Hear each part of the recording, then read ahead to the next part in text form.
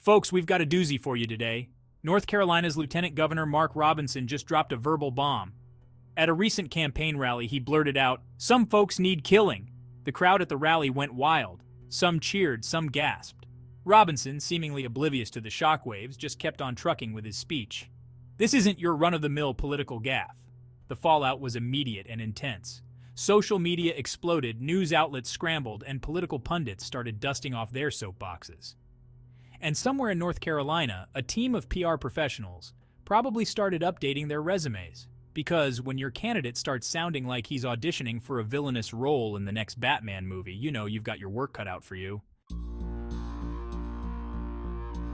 Now, if you're thinking this is just a one-off slip of the tongue, hold on to your hats, folks. Mark Robinson has a history of controversial statements that's longer than the line at a DMV on a Monday morning. Back in 2021, Robinson caused an uproar when he referred to LGBTQ plus people as filth. This statement led to calls for his resignation, but Robinson stood his ground. In 2022, Robinson claimed that public schools were indoctrinating children with socialist, Marxist, lesbian, homosexual, transgender ideologies. And let's not forget his comments on climate change. Robinson once said that climate change was a hoax created by rich globalists to control the masses. It's like he's playing a game of how many groups can I offend? And let me tell you, he's racking up a high score. It's like he's playing controversial bingo and he's going for a full house. As you can imagine, the Democrats pounced on Robinson's latest statement faster than a cat on a laser pointer.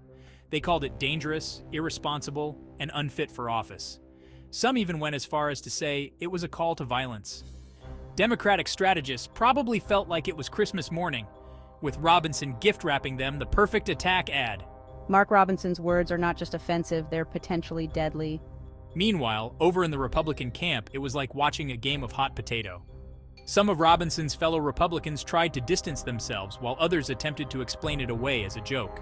This is why we love him. He's not afraid to say what others are thinking. But here's the kicker. Some Republicans actually doubled down and defended Robinson. Now, I don't know about you, but if that's what others are thinking, I'm going to start wearing a helmet to the grocery store. Section 4. When words become weapons. The danger of violent rhetoric. Now let's get serious for a moment. Political analyst. This kind of rhetoric is like playing with matches in a room full of gasoline. It's dangerous and it has real-world consequences. When political figures use violent language, it doesn't just stay in the realm of words. It can inspire action. Words have power. They can uplift, but they can also incite.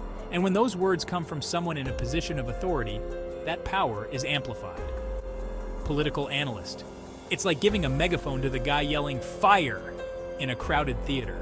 Before we know it, what was once shocking becomes commonplace. Political analyst. This kind of rhetoric doesn't just affect the political landscape. It seeps into our everyday lives. It changes how we talk to each other, how we view those who disagree with us. We need robust debate and disagreement to thrive, but we need it to be civil and respectful. Section 5, a house divided, the widening political chasm. Folks, let's zoom out for a second. This isn't just about Mark Robinson or North Carolina. It's a symptom of a much larger problem. Political commentator. Our political landscape is starting to look like the Grand Canyon with a giant chasm right down the middle. We're living in an era where political polarization is off the charts. Political commentator, we don't just disagree with the other side anymore. We vilify them.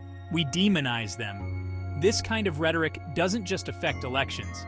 It seeps into our daily lives. Political commentator, Thanksgiving dinners across America have become diplomatic minefields. And let's not forget about the impact on our institutions. When politicians use language like this, it erodes trust in our democratic processes. Political commentator, it's like taking a sledgehammer to the foundations of our democracy. We're left with a house divided, teetering on the brink of collapse. Section 6, the high road, a call for responsible leadership. So, where do we go from here? How do we pull ourselves back from the brink? Well, folks, it starts with our leaders. Voter, we need politicians who understand the weight of their words. Leaders who can disagree without demonizing. Responsible political speech isn't about being bland or avoiding controversy. It's about engaging in substantive debates about real issues. Voter, It's about remembering that at the end of the day, we're all Americans, all human beings, deserving of dignity and respect. We also need to hold our leaders accountable. When someone crosses the line, we need to call it out, regardless of party affiliation. Voter, we need to demand better from those who seek to lead us, but it's not just about the politicians. We, the people, have a role to play too. Voter, we need to remember that behind every political label is a human being.